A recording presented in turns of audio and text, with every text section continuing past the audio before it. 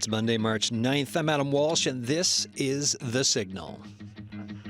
So AI is helping to accelerate tasks, but can it also help to build a business from scratch in just 2 days? Local business incubator Genesis believes that's doable, and they are having a 2-day event to prove it. Today on the show, we've got tech folks here to talk all about it, AI and business in this province.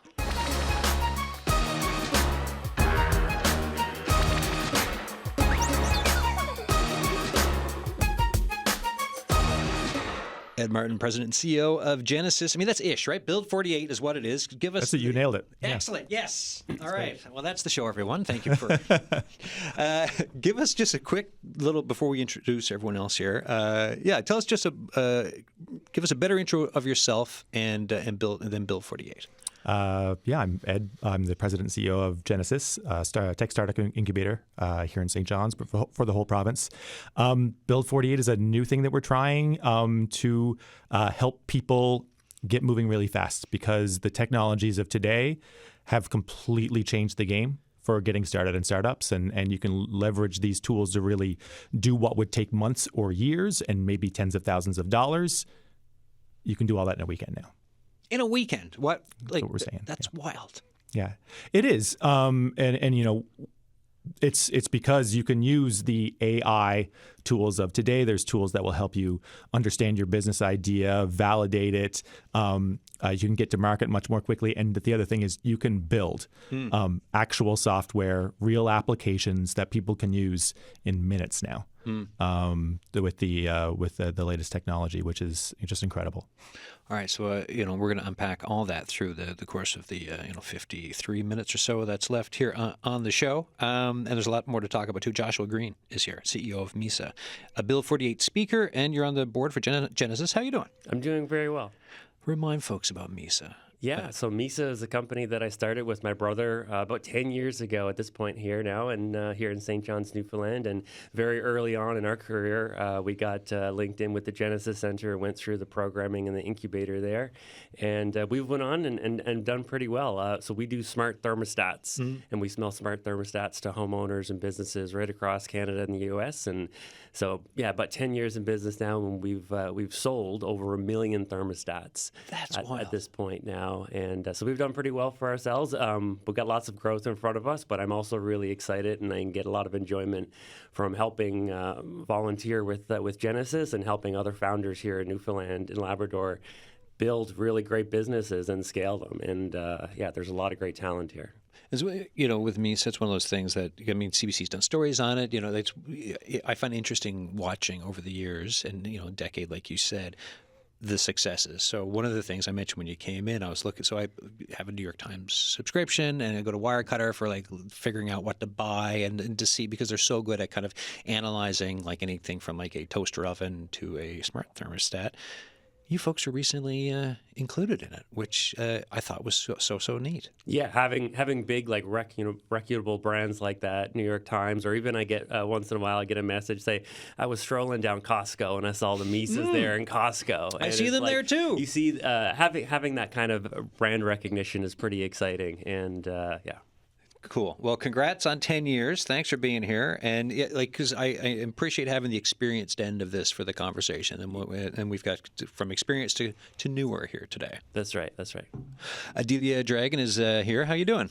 Hey, Adam. I'm doing really well. Thank you. All right. So we've talked before, but founder and CEO of Starluv. Tell folks a bit about Starluv. Well, Starluv is a marketplace for clothing resale, and we connect the right buyers with the right items. And we also found out while building that this product discovery problem exists all e-commerce. So we evolved Starluv into Curator as well. So that's our B2B branch. So right now we are an AI-guided shopping assistant for other fashion brands as well, alongside with the marketplace. How did you get involved with this? How does this happen? Oh, that's probably another 10-year story. So it's all started when I looked at my competitors. And I realized competitors are successful while actually the product wasn't good enough. So then I moved to Newfoundland and Labrador, met Genesis, and that, Adilya, you can do it. And with their support, I started building the marketplace, and then AI kicked in, and we started moving really, really fast. So we were able to onboard 500,000 listings within a couple of months because AI really did the job. And then while we were building, we were talking and talking, did multiple customer discovery interviews, and they realized we're not the only ones. And we decided, let's not be greedy and share the technology with others. Of course, charge subscription for this, but help them grow as well. What was the moment? So when you decided to kind of use it, like this AI route, right? When it comes on, and then you saw kind of what using it as a tool, like you're doing, where it could bring you. What was that kind of realization process like? So to succeed in business, you have to be different from others. Yeah. And that was just like idea. It clicked. To be different from others, let's help sellers sell faster. Let's help buyers find what they really love. So increase the conversion, win the market, and do it like in minutes, basically. Wow. Wow. All right. I've got more to ask you, but I want to move to Joshua Kattapuram, who's here, founder and CEO of Clace AI, is it? Yes, that's correct. Hey, welcome. How you doing? You haven't been on the show before. Tell me everything about you. Yeah, no, thank you. Thank you for having me. I'm Josh, 23 now, going to be 24. Just graduated Soon, yeah. university. Okay.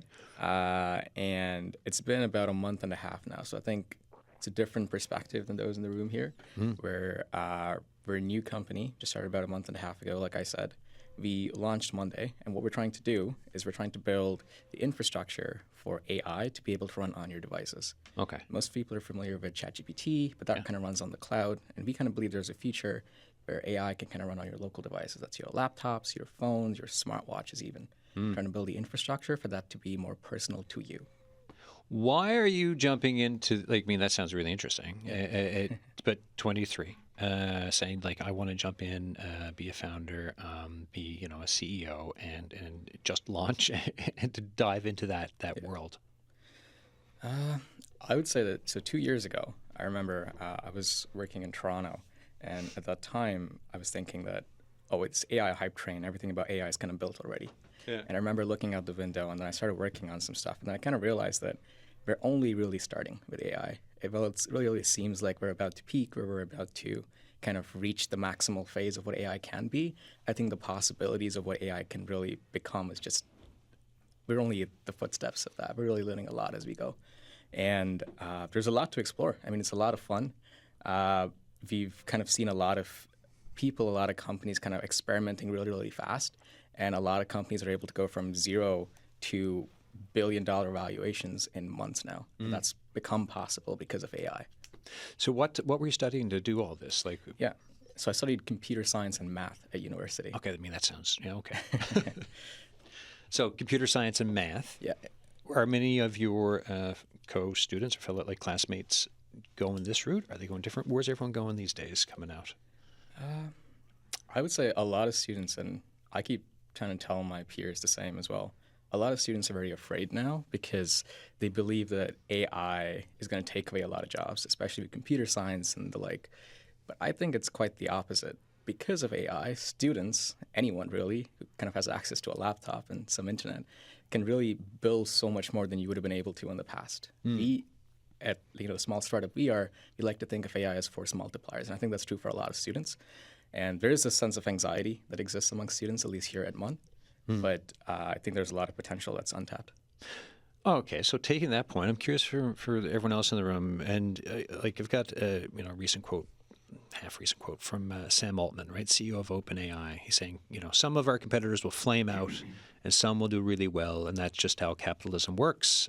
He said, I do suspect that someone is going to lose a phenomenal amount of money. So Amazon, Microsoft, Google, Meta, and OpenAI plan. This is, so the New York Times in late fall, the plans for Amazon, Microsoft, Google, Meta, OpenAI were to spend $325 billion by the end of the year in pursuit of AI. I mean, that's a lot of money, but that's also a very high-level thing. That's not like, what does that have to do with here? But what I'm kind of wondering from each of you, when you hear someone like Sam Altman talk about wondering if the bubble is going to burst, right? Josh, you just said, well, no, I think that we're going to keep going through it. What do the rest of you think about it? And just this time that we're in for investing, when you hear things like that from Sam Altman, but also through your own lenses. these incredible amounts of money that are going to it. I mean, they're really all betting on a dramatically different future. Yeah. And they won't probably all be part of it. Mm-hmm. Things, I think you're already seeing some level of consolidation happening. That's a ways away, and we're not at Genesis. We're not focused out on the day to day. Exactly. We're just trying to build companies that can leverage these tools, to build highly successful businesses. But in terms of the market dynamics, I mean, it's pretty wild right now. Yeah. Tremendous amounts of money. I think OpenAI is one of the most valuable companies in the world now. They just raised another incredible amount of money. And it's still completely nascent technology in terms of what it's going to become.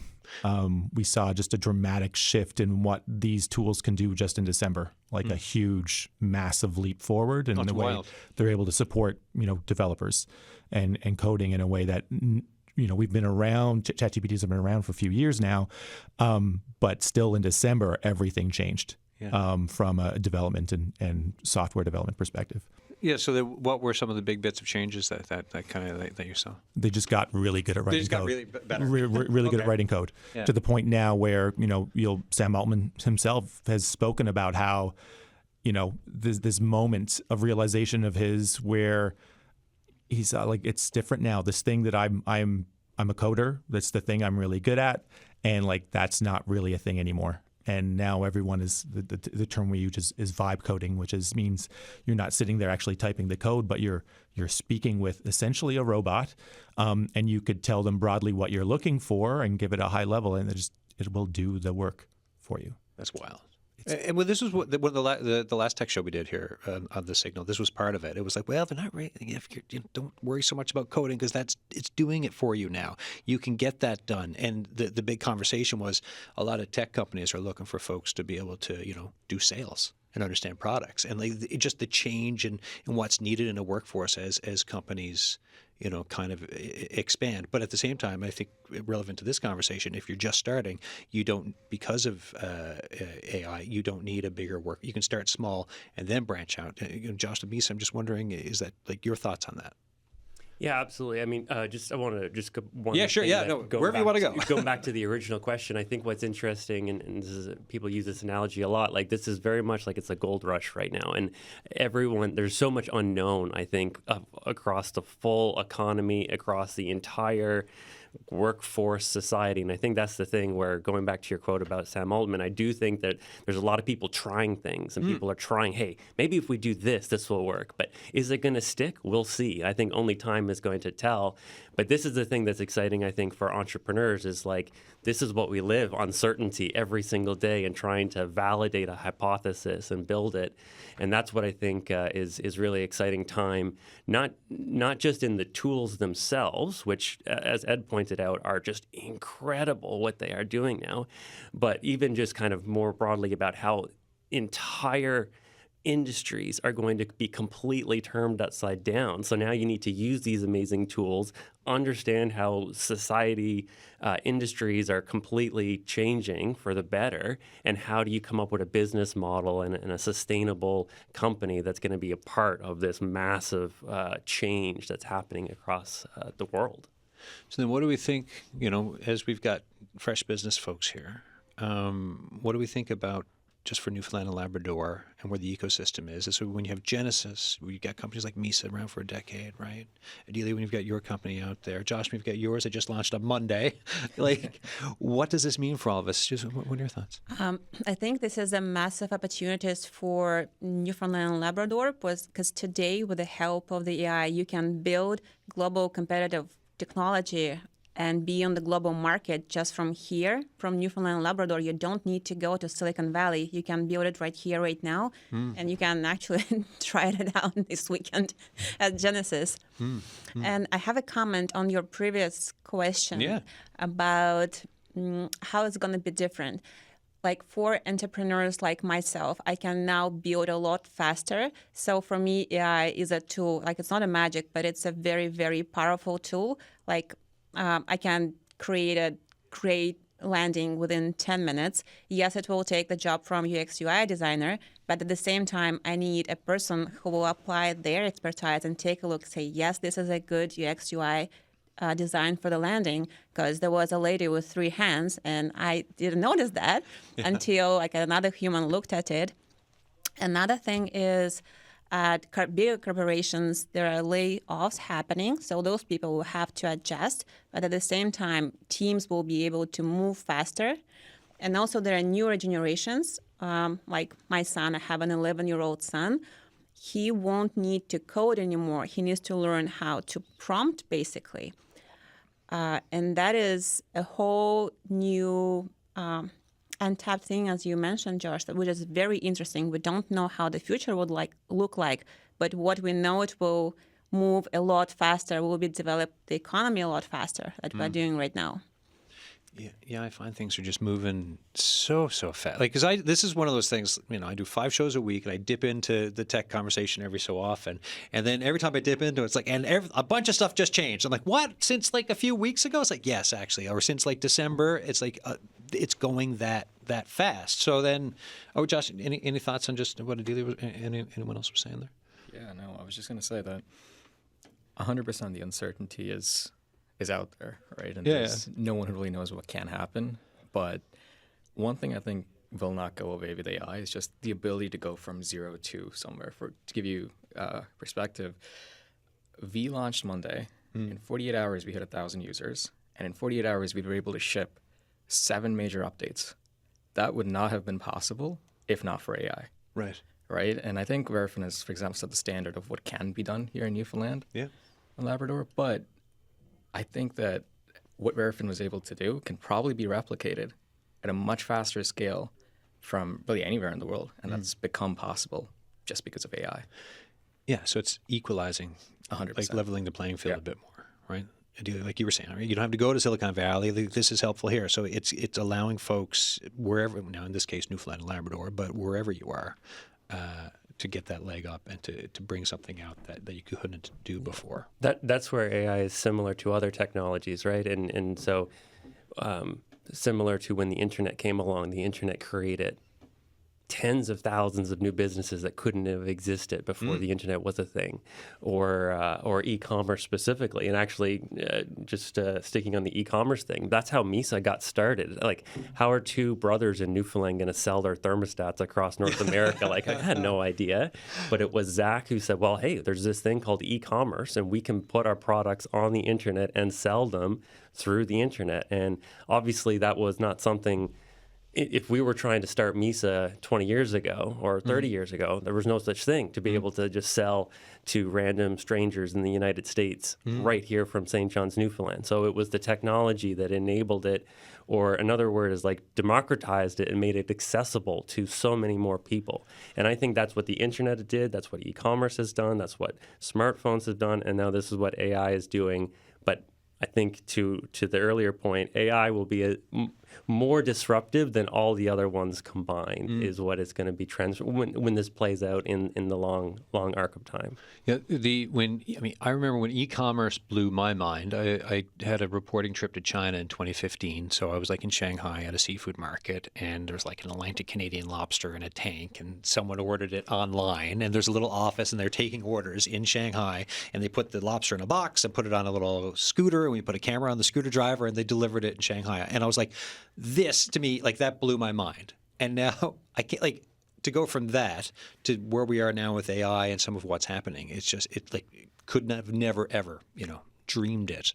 So then if we look at something like, 2 days of building your own company for Build 48, let's talk more about it. Like, who's all the folks being part of this? And like, if I wanted to just go in and build something, like, how does that happen? For sure. Well, there's a really active builder community already within St. John's. I think over the last month, there's been 5 different builder events across the community. So there's a lot of people already out there doing this, and I've spoken with some of the leaders of these groups, and I think there's a lot of people out there who are building, and they enjoy it, and it's fun. It's kind of a hobby, but I think a lot of them are thinking like, okay, what's next? It's great that I can build all these tools, and it's really fun, and it's once you get a handle of it, is quite amazing and exciting to get to do. But what's next? Can I turn this into a business? Is there a market for this? And that's where we're taking, and so that they can come in. Maybe they've already built a thing. They can bring that to the table, and we can take them through this sort of the more business-oriented process of figuring out is there a market for this? Is there demand for this? And understanding your users better. But also, you don't need any idea whatsoever. You don't need to be a builder. You don't need to know what building is. You can really come at this, and we'll help you find an idea. We'll use AI to help you find an idea from scratch. It might not be the best idea in the world, but I always say you can't sit around waiting for the perfect idea. If you do, you'll never get started. And then we'll introduce you to these tools. And by the end of the weekend, you'll have a fully launched application of some sort, and hopefully some users. So that's and that can be done in an incredibly short period of time. So what other examples do we have around things that people have been building? Because we've got everyone here, what we talked about today, but what else for the provincial audience? What are examples of what can be built in general? Anything. I mean, I build little tools for myself and my family all the time.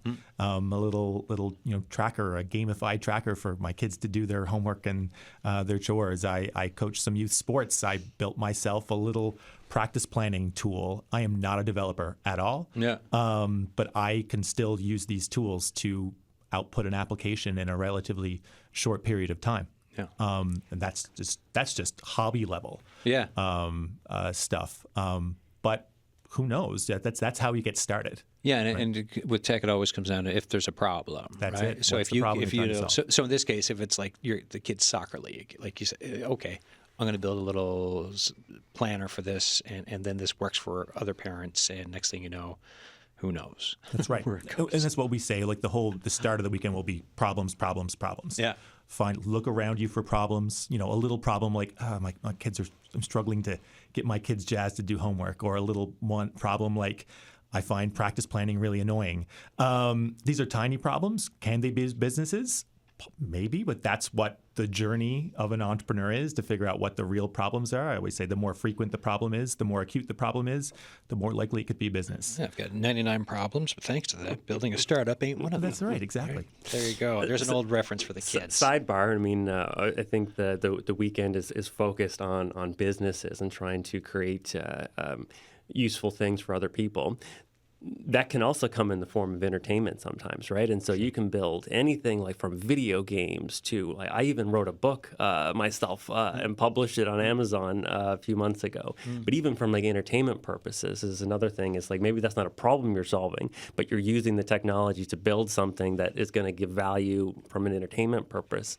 And so that's another thing. Like people could make their own video games if they wanted to. And I think that's also just fun from playing and being curious about the technology and the tools and just figuring out what it's capable of doing. Right. Talking about the entertainment, I just can't keep rolling about the kids. So this weekend, my 9-year-old son came, Mom, I want to start earning money. How do I do that? I go, okay, let's have a conversation maybe with ChatGPT.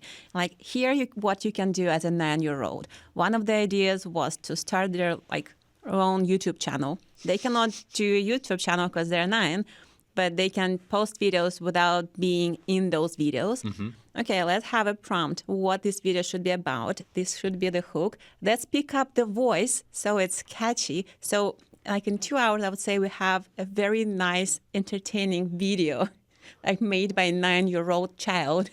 That's amazing. It was amazing. And here I was delivering newspapers when I was growing up. Like how the world changes. Josh, any thoughts from you? Yeah. I think the coolest thing about Build 48 is just to be able to actually try something. Because I think the biggest barrier, at least I have when I was a student, because I remember we were talking about this before the session started, but we have a lot of people who have a lot of ideas and a lot of things. And a lot of people think there's a big barrier to starting things. Well, now that barrier is a lot smaller than it used to be.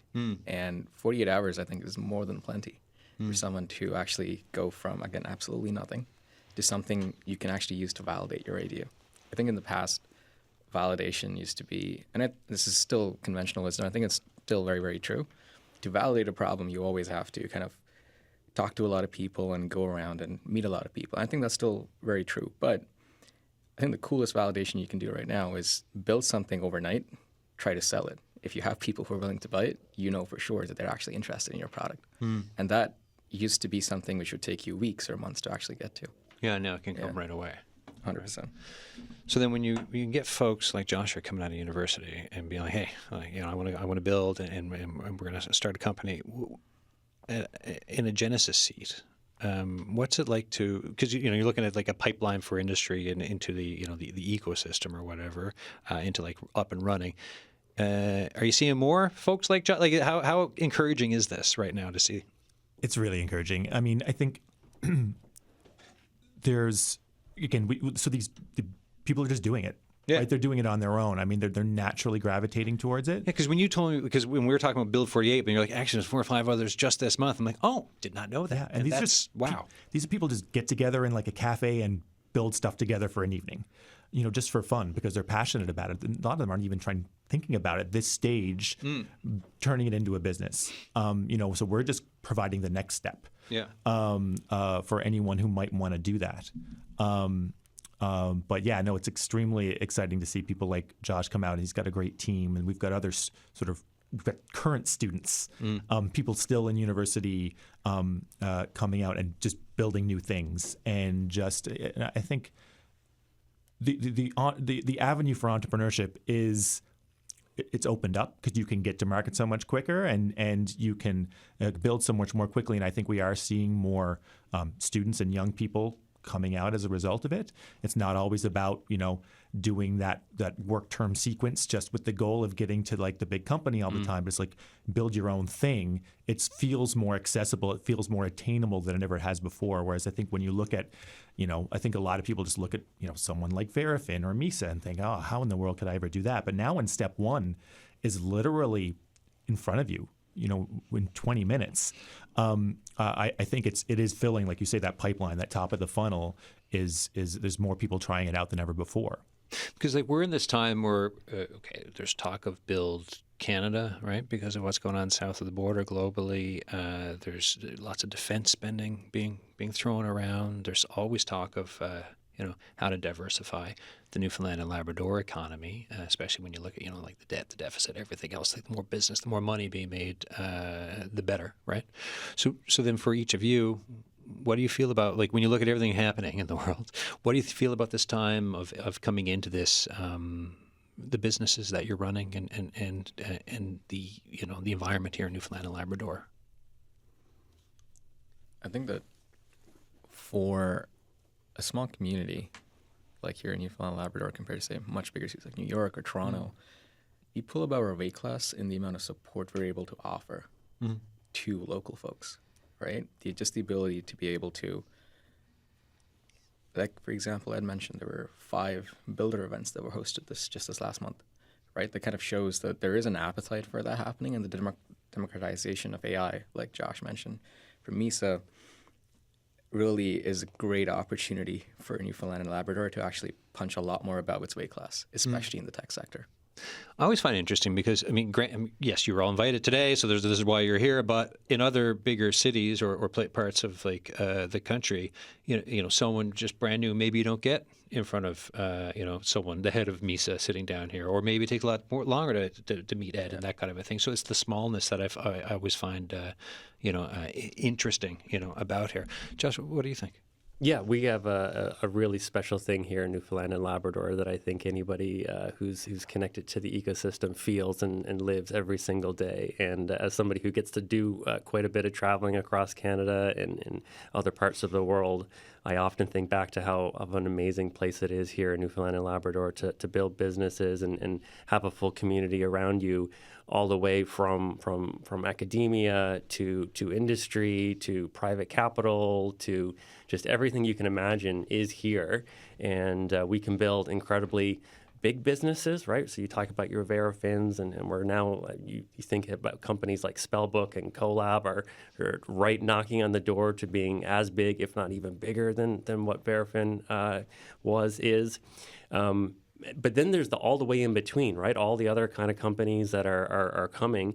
And just back on, I think one really important thing that I'd like for the audience to hear is about this whole, we keep talking about democratizing things, right? And so and back to Josh's earlier point about lowering the cost to build something, right? So typically, as you would go through the incubator, Genesis would say, well, let's figure out how big your market is, your total addressable market.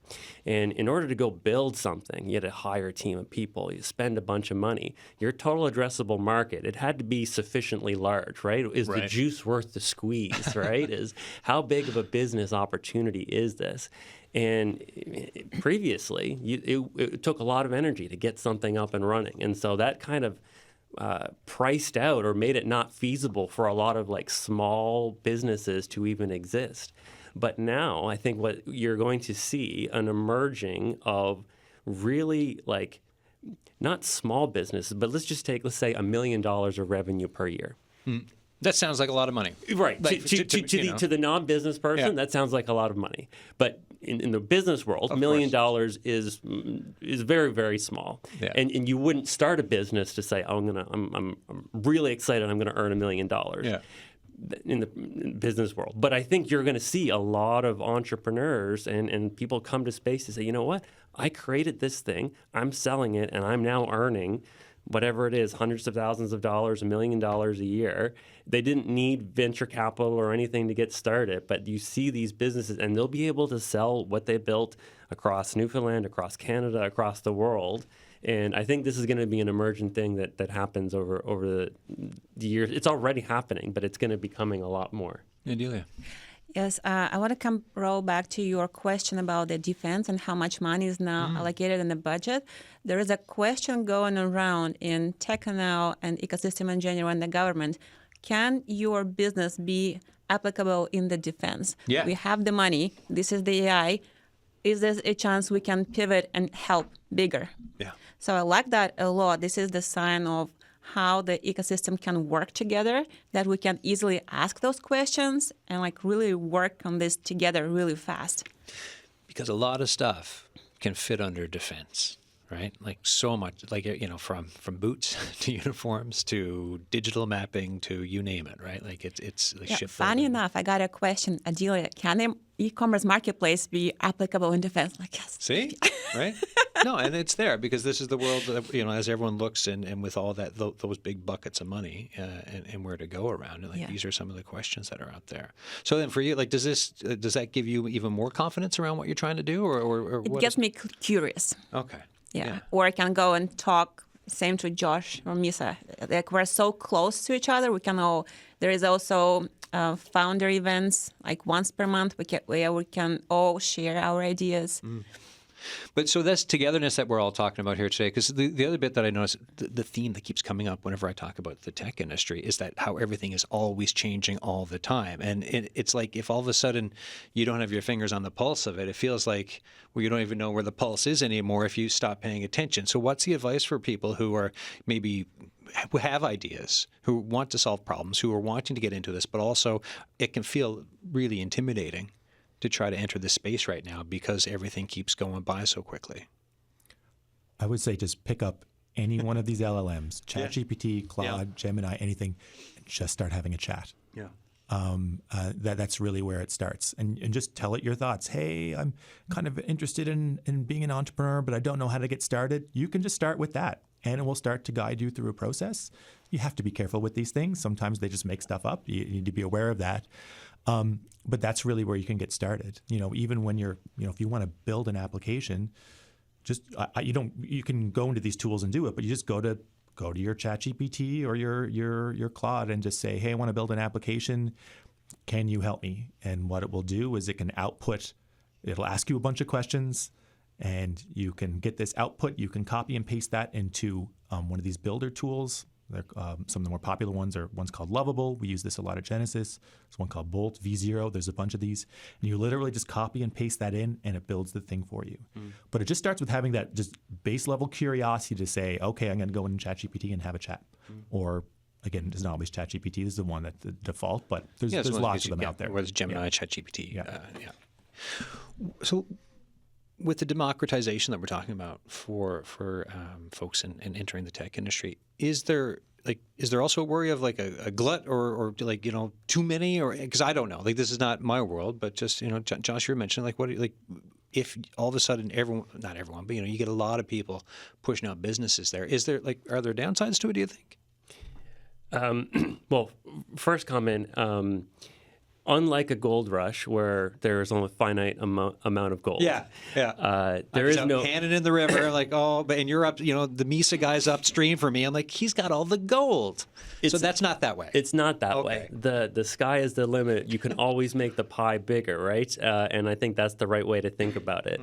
I think, again, I guess why I got into business is not to make a lot of money. I got into business because I wanted to help people solve problems for them, right? And I think there's no shortage of problems that we all have in society. And so as long as there are things to make problems go away or improve the lives of people, there will always be a need for more and more different businesses to come.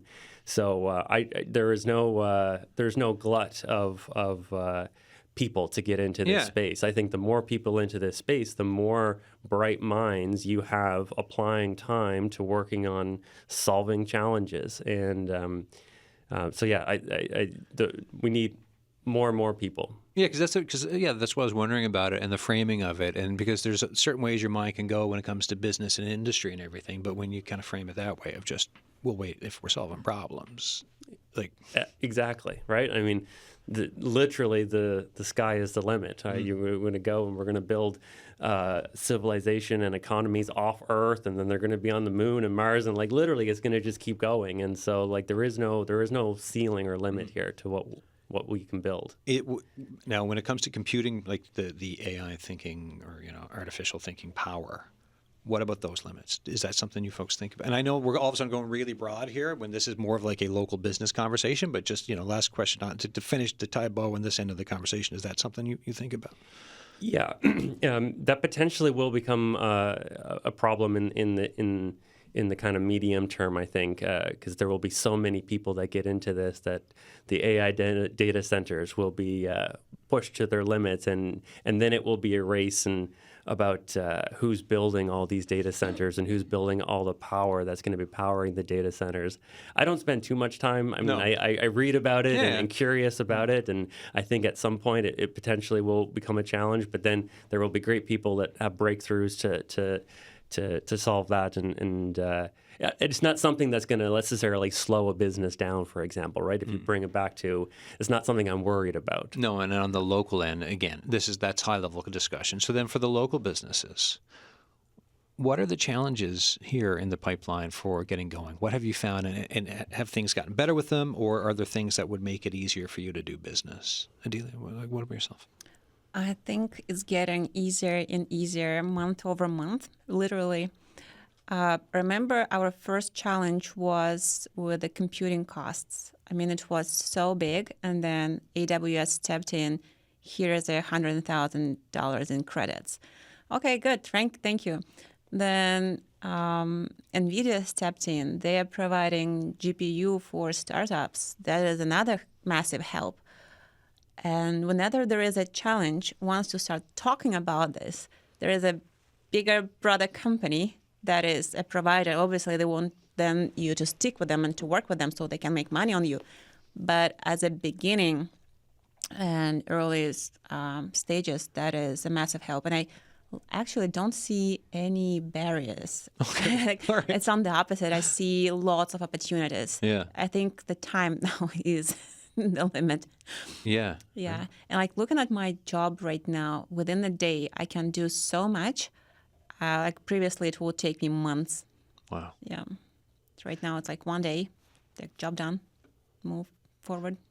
Josh Kattapuram, what about yourself? Is having just started, right? So you've got there's lots of excitement and energy around what you're doing. But are there any challenges that you're looking at overcoming in the near to medium future for everything, or questions that you're kind of as you begin that you're asking? Yeah. But first, I would like to say that 100% what Adilya said is absolutely true, where the ecosystem and the environment surrounding AI right now is very conducive to kind of starting a business. It's probably more conducive now than it's been for the last couple of years. In terms of barriers, I would probably just look at the amount of people who are actually trying to get into this space. I think the Newfoundland ecosystem for tech is growing at a massive rate, and it's growing pretty fast right now. And I think that there's a lot of students and just young folks who aren't really looking to explore that avenue as much as they should. And I think that creates great companies, right? Just a good network of incredible young talent who are actually working hard and trying to solve the world's biggest problems, not just Newfoundland's, but here in Newfoundland would create an amazing, it would open up a lot more for Newfoundland, I would say, yeah. Yeah, I guess it must help with the talent acquisition too, for the recent changes that you've all described. Sometimes it's hard to get the talent you need for the work you're doing. But then if all of a sudden you've got, like if AI, as it improves, you're like, well, actually, it's doing this for me now, so I don't need to look across Canada or globally because I have this. And still, I can slowly grow my company with actual people. But this is the mix that we're looking at now. And because, some folks are worried that jobs would disappear and everything else. But the conversation today is like, well, no, more people can build. And that's special, which is a bit of a difference that I'm hearing. Mm-hmm. I think like the important traits that as Mysa is looking to hire people, and I think anyone these days, you're looking for traits that are like, am I finding somebody who is curious, who is a fast learner, who is resilient, who can think through kind of like a process. And those are like not the skills that you would learn necessarily at university. These are the more soft skills. But if you have that, that plus AI makes you a super, super powerful person. And those are the types and there's so many of those people in our society that I'm really excited for them to be able to enter tech, right? I mean, I think that's another thing, kind of even stepping back, like what a lot of goals in here in the community in Newfoundland and Labrador is how do we get more people in Newfoundland and Labrador into tech? And I think AI is going to help with that because there are so many people who have all of those kind of prerequisite right personality traits, and then if you arm them with AI abilities, they'll be very powerful contributors. So then, Ed, remind me then, with Genesis, what's the conversation like for these massive pivots or like these massive changes that happen? Because we started this by talking about Build 48, which is the result of some of the changes, but going back a little bit, when you look up and you're like, oh, we need to start doing this now or yesterday because things have just changed. Happens all the time. Right? This is where Build 48 came from. We just said we were actually going to do a more traditional sort of startup weekend type thing. And we said, we're like a hackathon or ideathon. And we said, no, I think, there's a lot of good ones around already. We didn't need to do another one. But we said, like, what can we do that's unique and different and that really seizes this moment? And, we're not saying like Build 48 is necessarily going to be like every year or every 6 months or anything. We're saying it's just a thing we're doing now. Be completely different 6 months from now. We don't really know. So we're just gonna, stay on top of things, stay curious, as Josh was saying, and making sure we see where things are going and try to be a little bit of a step ahead of the curve and then provide programming or events that sort of hit the moment because it's changing all of the time. So how do you stay on top of all that? I mean, like like reading and like podcasts and da. But like what is it that you do to stay on top of everything? Number one is just having chats with our the founders, people doing it, our right? founders. I People mean, in it. people, like everyone here, they're in it more than anyone because they're building with these tools. They're on top of the tools every day. So I'm in a very fortunate position where I'm surrounded by people who are kind of leading the charge on this. But I listen to podcasts. I'm reading newsletters, and that's it. But it's always comes with this, having this level of curiosity, and we just want more really curious, motivated people to sort of be attracted to this space. So how surprising has the last couple of years been for you then, of just where we've gone? Because it's felt like warp speed. It is beyond warp speed. As someone who's been around the space for over 10 years now, and I'm not someone who gets really excited about the newest tech trends. I tend to be someone who's a little bit more of a skeptic. I wasn't wild about crypto or NFTs or any of these things when they were coming around. There was a crypto, back in the day, there was a crypto bank machine downtown. Yeah, exactly. Yeah. Yes. There was one in a pizza shop. I remember I went into pizza and there was... Sorry, that was just a memory. But this one, like, I don't think, I try to tell this everyone I know not in the space, like, if you are not in it, you all are almost certainly dramatically underestimating the impact that this is having now and will continue to have in the future. Right. Josh, 10 years for Mysa. From then to now, like, how shocked are you at where things are? Because you guys have AI stuff with Mysa too, right? Like, I mean, it's obviously part of things. Yeah, I mean, over the last 3 years, we have been looking at these tools as they've been evolving, and primarily we use them internally at Mysa to help us do our job, our job better, do our job faster, and it's incredible now that you are able to do so much more with fewer people, and that is a true statement, right? Like, I mean, Mysa at some we peaked up at about 120 people, and today we're down to 75 people, but 75 people who are using AI to its fullest extent possible, and we are doing more today with 75 people than we were with 120 people a few years ago. So I do think that you are seeing that it takes less people to do the same thing, and you're able to do more with less people. And we've seen that firsthand at Mysa.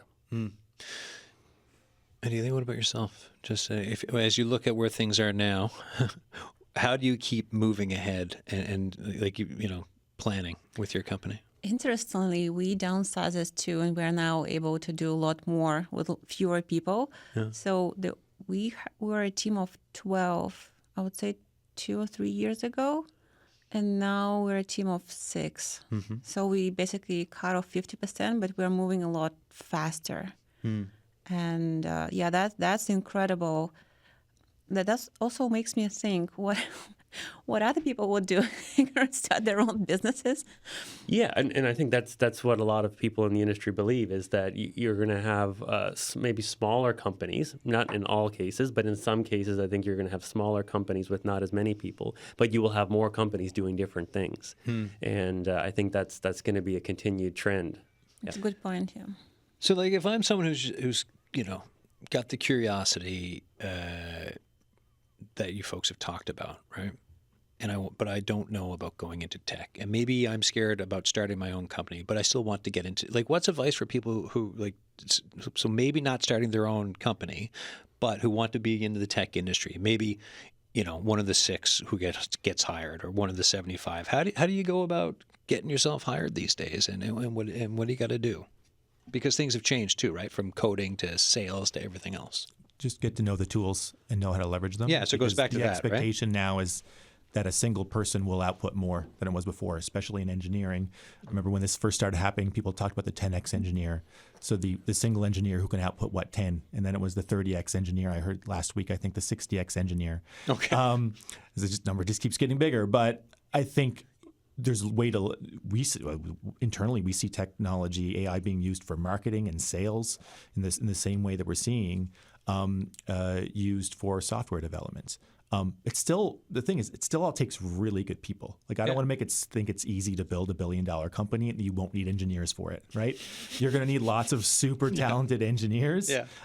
It's just that they will be, their role is a little bit different. The same thing with sales. You need super good salespeople, and but ideally, the people who are going to get in are the ones who sort of have that level of curiosity, who stay on it, who can leverage these tools. Because I don't like to say, like, obviously we're seeing jobs contract in certain industries, but I don't say, like, AI is not taking the jobs. AI is taking the tasks. Yeah. Right. Yeah. It is taking a lot of these tasks, which is allowing companies to be a little more efficient. So just understand anything, as a repetitive task that you're doing is probably something you should be getting AI to do. Right. And if you're someone who can just sort of start to use these tools to make yourself more efficient, you're the type of person that technology companies want to hire. So, Josh, for yourself, you went in to study, it was math and computer science, right? From the beginning of your undergrad to where you are now, like, what were your thoughts when you started, other than, like, getting your education, to when you decided to, you know what, I want to be a founder? Yeah. When was that? Did you go into university thinking, no, this is my route, or when along that train did you make the decision? Oh, absolutely not. When I started university, I had no plans whatsoever to start a company. It's been a journey of discovery, I would say. So I studied at the University of Nottingham as well in the UK, and I'd gone to Toronto and I'd worked there for a while. And during my time there, I kind of noticed some incredible companies that were being built overnight. And they were, again, as I mentioned, going from 0 to 100 really, really fast. And I noticed that there's this incredible problem space that isn't really being solved for right now. And I think just having the habit of being a builder is really, really cool. So I think you were talking about, what skills does someone need to actually go ahead? You don't actually have to build companies to continue doing that, I don't think. Yeah. I think just building anything. So you're going to get a laugh out of this. Me and some of my friends, when we hang out, we always joke that there's one friend who talks a little too much. Yeah. One day what we did was we decided to make an app out of it. We would track how much he talks compared to the rest of us.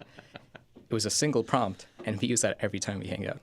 And it's funny, but it really helps us understand that how easy it is to kind of really get, again, from nothing to absolutely somewhere. It's just kind of meeting amazing people in Newfoundland and Labrador. As Ed mentioned, the community is really, really awesome. For example, Josh, too, right? Mysa, CEOs, everyone kind of getting together and kind of showing the young folks kind of how you can actually get successful and where to go is incredible. So how much talking was he doing? The app worked. Oh, that's fantastic. Yeah, and that, I mean, it's such a good example. Just this little, a little thing. Look at what we can do. And you're not building a business out of it yet, but who knows? And how was he with it? Was he okay with it? He's okay with it. All right, good. That's important. He had a lot to say. Yeah, yeah. Shocker. We just have a few minutes left, so then for the look ahead, remind us again, Ed, just the details about Build 48, and if someone is curious about it, what do they need to know, or in general for Genesis and pitches. Yeah, just go to the Genesis website, genesiscenter.ca. All the information there, about the great speakers we have, and all the details about that event there. But keep an eye out for, there's lots of different ways to sort of get started. We run sessions around, we have this one-on-one session that we run sometimes online, sometimes at different events around town, just to sort of basically how to find a good startup idea. We've got our membership program for anyone sort of getting a startup off the ground. We have Evolve, which is about taking a business idea and validating it and seeing is this something worth pursuing. So we have programs for people across the entire spectrum, from I don't have an idea yet, how do I get started, through to people who are building and scaling businesses. And anything else? I mean, that's tons, but anything else on the radar for Genesis of what's coming up in the coming months? Build 48's the big one. Big one, yeah. Yeah, that's the big one right now. And just constantly finding ways to help our most driven and ambitious founders grow and scale. But the fact that what we've come up a few times, the fact that our community is so willing to give their time. And literally every person I emailed to help us out with Build 48 just gave an instant yes. Right on. You're not going to get that many other places. No. So we're just trying to lean into that community as much as possible as they to help the next wave. And they're coming in. They're coming fast. Cool. It's happening. Yeah. That's really cool. Yeah. Joshua Green, what about your thoughts? Final thoughts on today? Because you're speaking at Build 48. What's your message going to be other than just build and learn? Yeah, my message there is just to remind people that Mysa got started in the same way that they did, with 0 customers, just 2 guys wanting to help solve problems for people, and that do some reminiscing about how tough it was back in the day when we didn't have AI, and just really just share as much encouragement and positivity as much as possible. And I think it's going to be a fun weekend, I think, more than anything. And I'm just going to be there to help share that what we're doing is really fun. It can be turned into incredible, very impactful businesses, but it starts with having a good time with your colleagues around you and learning. So there you go. Yeah. Adilya, Dragan, final word to you today. Final thoughts. 30 seconds. If you ever wanted to start a tech startup, go sign yourself to Build 48, because that is your opportunity. It's a lot easier than to do it on your own. Join the community. We're here to help. That'll be super cool. Cool. All right. Thank you, folks. Thank you very much for the conversation. Everyone listening, thank you for listening.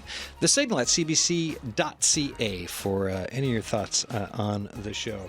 Tomorrow, we hear all the time about challenges in the healthcare system, but there are people across healthcare in this province who are working on innovative solutions to make a difference in small and big ways. You'll hear about some of them, including how recreation therapy is helping seniors in acute care, and how people with lung disease are being helped to live healthier lives with fewer hospital admissions or emergency room visits. That's tomorrow. Don't miss it. Cheers.